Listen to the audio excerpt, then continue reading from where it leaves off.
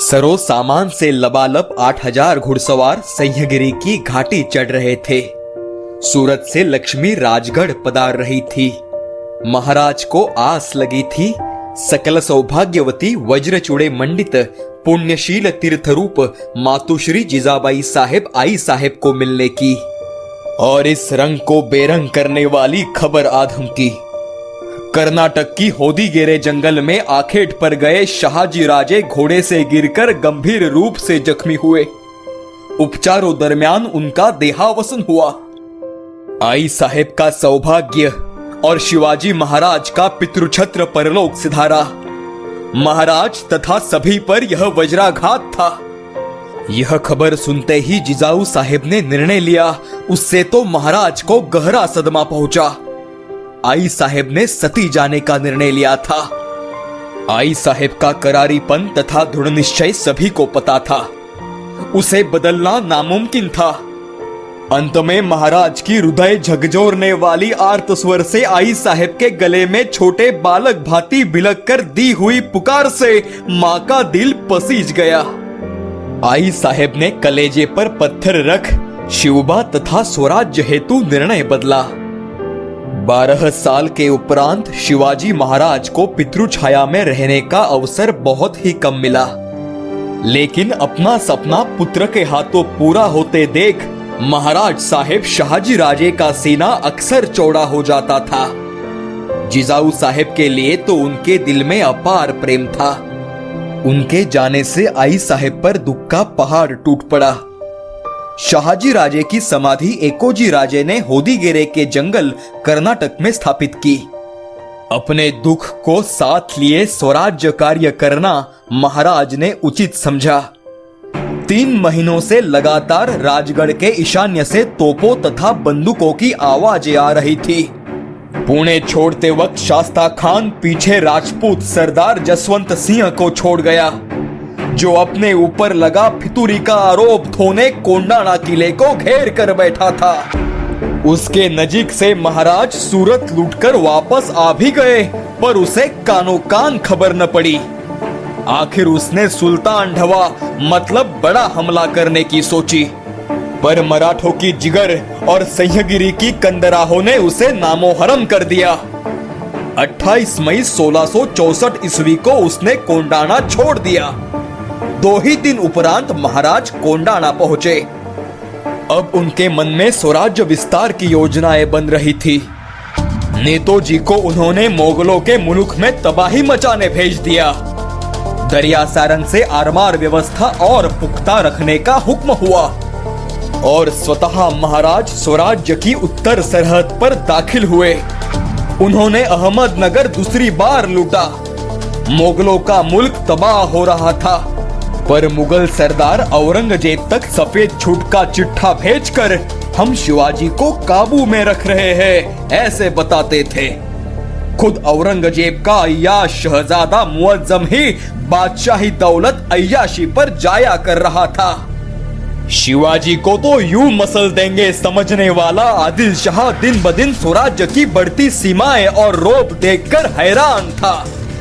उसने दरबार में फिर से एक बार शर्त का बीड़ा रखा और ऐलान किया, बोलो, है कोई दरबार के वजीरों में ऐसा बहादुर जवान जो शिवाजी के ऊपर दबाव डालकर अपने शमशेर का दिमाग औरंगजेब को बता सके।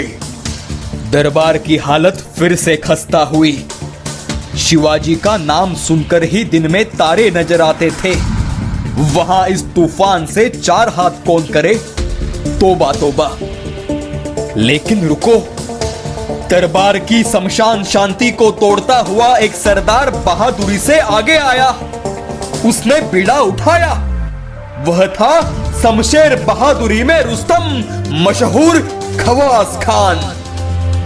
दरबारियों के जान में जान आई। बादशाह ने उसका यथोचित सत्कार कर जल्द से जल्द मुहिम पर रवाना होने का हुक्म दिया। विजापुर में फिर से माहौल गरमाया। सिद्दी सरवर, शाह हजरत, शेख मिरान इनका साथ मिला। राजा घोरपड़े बहादुर, माने बाजी घोरपड़े तो था ही। वह मुधोल में अपने घर बसा था, बाद में आकर खान से आ मिलने वाला था। खवास खान का हौसला बुलंद तब हुआ जब भोसले घराने से साक्षात एकोजी राजे भोसले महाराज के सौतेले बंधु तुकाबाई साहेब और शाहजी राजे के सुपुत्र उसे आ मिले। मैंने बादशाह का नमक खाया है, अब मैं किसी भी बात की परवाह नहीं करूंगा, कहकर खवास खान अपनी सेना लेकर कुडाल तक आ भी पहुंचा। खवास खान दक्षिण कोंकण में पहुंचते ही महाराज खुद अपनी फौज लेकर चल पड़े। महाराज को यह भी खबर मिली कि बाजी घोरपड़े अभी भी मुधोल में ही है। यह बाजी घोरपड़े वही था जिसने शाहजी राजे को गिरफ्तार करने में मुस्तफा खान को बड़ा सहयोग दिया था। इसने ही महाराज साहेब को हथकड़ियां पहनाई थी। शत्रु को एकत्रित होने से पहले उस पर वार करने का मौका महाराज गंवाना नहीं चाहते थे। महाराज ने उस पर धावा बोलने का निर्णय लिया और तेज गति से मुधोल पहुंचे। अकस्मात मुधोल में महाराज को देख बाजी क्रोधित हुआ तो मराठा शूरवीर आपस में भिड़ गए। दो ग्रहगोल मानो टकरा रहे थे। बाजी ने अपनी उपलब्ध सेना को लेकर महाराज पर आक्रमण किया। घमासान युद्ध चल ही रहा था कि महाराज की भवानी तलवार बाजी के शरीर में जा घुसी। हमेशा भोसले खानदान तथा स्वराज्य द्वेष्टा बाजी घोरपड़े कत्ल होकर शांत हो गया था। शाहजी राजे को जलील करने वाले बाजी को सजा मिली। मुधोल उद्ध्वस्त हुआ। केवल मायके में बसी उसकी एक पत्नी और दो लड़के बचे, नहीं तो घोरपड़े खानदान का नामो निशान मिट जाता। अक्टूबर 1664 ईस्वी में यह युद्ध हुआ। महाराज सीधे कुडाल पहुंचे जहां खवास खान बाजी घोरपड़े की राह देख रहा था। खवास खान इन सब बातों से बेखबर बैठा था। यहाँ खवास खान को धर दबोचा जा सकता था, लेकिन महाराज ने दरिया दिली का परिचय देते हुए अपना वकील उसकी छावनी में भेजा। महाराज ने खान को अपनी फौज तथा मुल्क का खौफ दिखाकर वापस लौटने की चेतावनी दी। खान ने क्रोधित होकर जवाब दिया, मैं हजरत बादशाह का नमकखार खादिम हूँ, मुझे दुश्मन की बिल्कुल परवाह नहीं। शिवाजी ने आज तक बहुत नाम कमाया है, लेकिन मुझ जैसे से आज तक उसका पाला न पड़ा। मेरी फौज किस किस्म की है यह भी उसको मालूम नहीं। अब सिर्फ एक ही बात कहता हूँ कि ख्वाहिश हो तो लड़ाई के लिए फौरन तैयार हो। जाओ, यह शिवाजी से कह देना। वकील से जवाब मिलते ही महाराज की फौज ने तुरंत खवास खान की फौज पर हमला किया। रात की समय सुस्ती में पड़ी खान की सेना में एक ही कलबला हुआ, गनीमाया गनीमाया।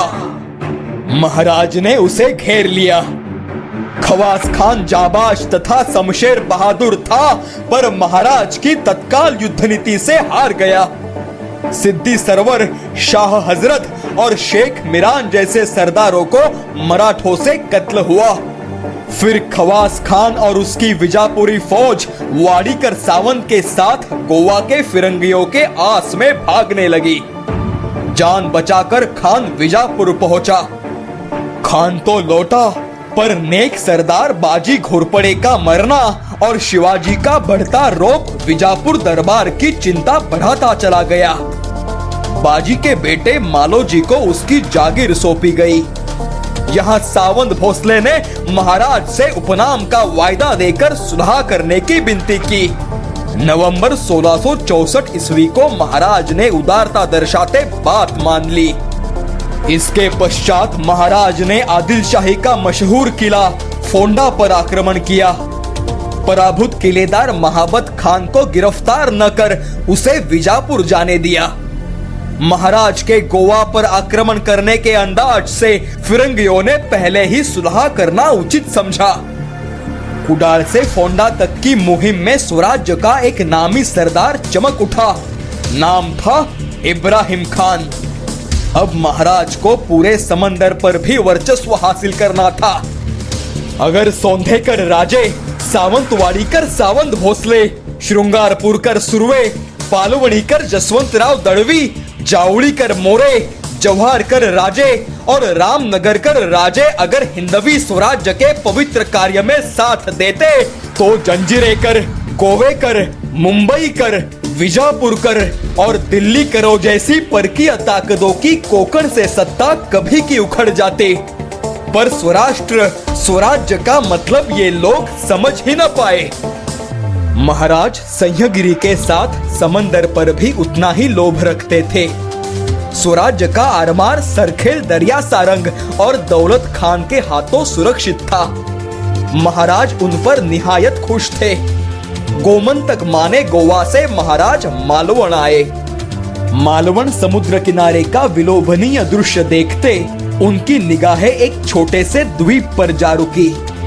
समुद्र के अंदर करीब आधा पौने कोस पर खड़ा वह द्वीप था। उन्होंने अपने साथी कृष्णा सावंत देसाई और भांजी प्रभु देसाई को इस टापू का नाम पूछा। उत्तर आया कुरटे द्वीप। महाराज ने उस पर जाने की इच्छा जताई। वह जाते ही महाराज खुश हुए। समंदर के मध्य में बसा यह द्वीप उनके मनोविचार अनुरूप था तथा वहां अमृत समान मीठा पानी भी हाथ लगा। महाराज के सपनों का जलदुर्ग यहीं पर स्थापित होना था। महाराज के इस निर्णय से कुरटे द्वीप का भाग्योदय हुआ। 25 नवंबर 1664 ईस्वी को महाराज के हाथों कुरटे द्वीप पर जलदुर्ग निर्माण का शुभारंभ हुआ। किले की पहली शिड़ा वेद मंत्रों के जयघोष में महाराज के शुभ हस्ते स्थापित हुई और नया जलदुर्ग आकार लेने लगा। उसका नाम महाराज ने निश्चित किया सिंधुदुर्ग। जान भट्ट और दादम भट्ट को दक्षिणा देकर किले का उपाध्यायत्व सौंपा गया। इधर सिंधुदुर्ग का गठन हो रहा था तभी आदिल शाही मुल्क में मुहिम शुरू की। उन्होंने सुदावंदपुर, अमीर शहर हुबली और वेंगुर्ला पर छापे मारकर काफी धन बटोरा। महाराज अब अपने आरमार के साथ आक्रमण करना चाहते थे। उन्होंने दरिया सारंग को मालवण में अपना आरमार लाने की आज्ञा दी। उसके पहले वे प्रतापगढ़ जाने वाले थे। अब बड़े संकटों के काले बादल छट चुके थे। स्वातंत्र्य का सूरज दश दिशाओं में प्रकाशमान हो रहा था। स्वराज्य का तेज बढ़ रहा था। तभी पंचांग वार्ता जताई। पौष मास के अंत में सूर्य ग्रहण लगेगा और यह स्वराज्य के लिए भी ग्रहण साबित होने वाला था।